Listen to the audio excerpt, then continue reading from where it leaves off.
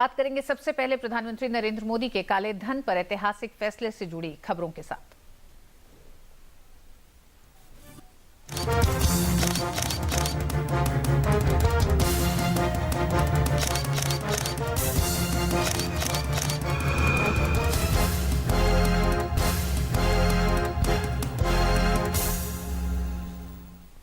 देश की अर्थव्यवस्था के लिए नासूर बन चुके काले धन की समस्या पर मोदी सरकार के सर्जिकल स्ट्राइक के बाद चारों तरफ इस फैसले का स्वागत हो रहा है। तो जनता को परेशानी न हो, इसके लिए लगातार तमाम एजेंसियां मिलकर काम कर रही हैं। आज से बैंक काम करने लगेंगे, जिसके बाद लोगों को हो रही दिक्कतें भी कम हो जाएंगी।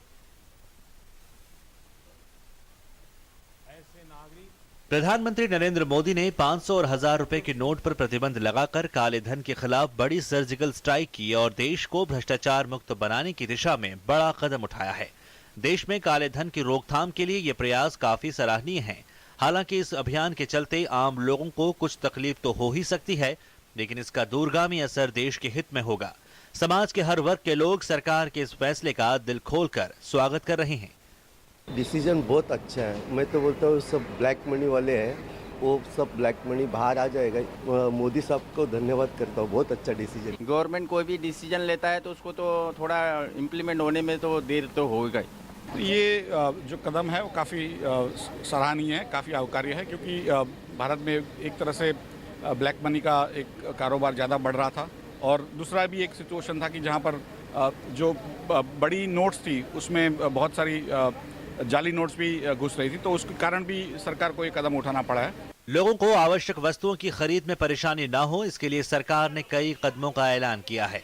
नवंबर तक सरकारी अस्पतालों, पेट्रोल पंप, सरकारी दूध की दुकानों, रेलवे, बस और एयरलाइंस काउंटरों में पुराने 500 और 1000 रुपए के नोट लिए जाने की व्यवस्था की है। इन निर्देशों के तहत इन जगहों पर पुराने नोट लिए जा रहे हैं। ज्यादातर जगहों पर सामान्य तरीकों से काम हुआ। गुरुवार से बैंक खुल जाएंगे और लोग नोटों को बदल सकते हैं या फिर खाते में जमा करा सकते हैं। लोगों की सुविधा को देखते हुए सरकार ने शनिवार और रविवार को भी बैंक खुला रखने का फैसला लिया है।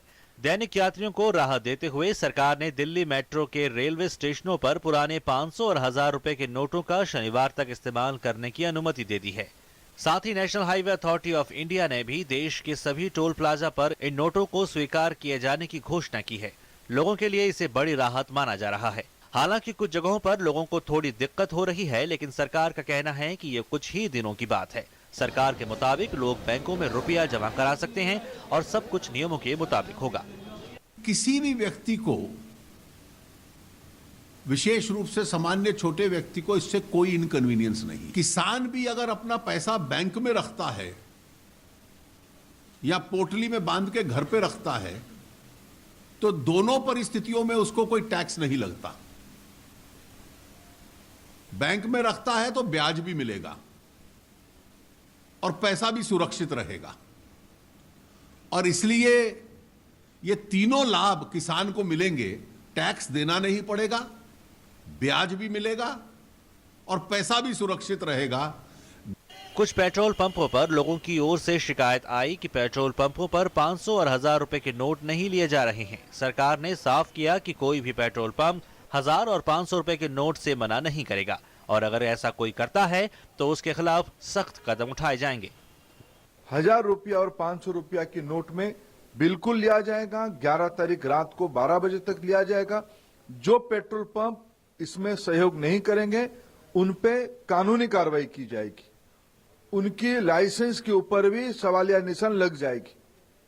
ये स्पष्ट निर्देश विभाग को दे दिया गया है, कंपनियों को दे दिया गया है। उस काम पे सब लोग सहयोग करें, यही हमारी अपील है।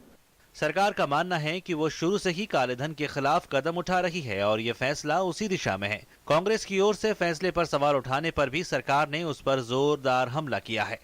From the day one, Prime Minister said that black money is eating into the vitals of our system, Indian economy, creating parallel economy. That's the purpose of demonetizing 1,000 and 500 notes, and he has proved that he walks the talk.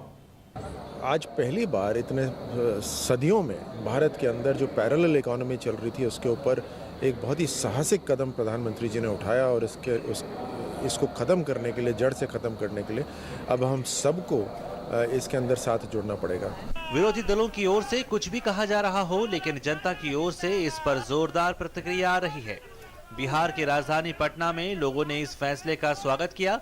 लोग सड़कों पर उतरकर ढोल बजाकर खुशी मनाते हुए नजर आए। साथ ही लोगों ने एक दूसरे को गुलाल लगाकर बधाई भी देते हुए दिखे। देश की जनता फैसले से खुश है।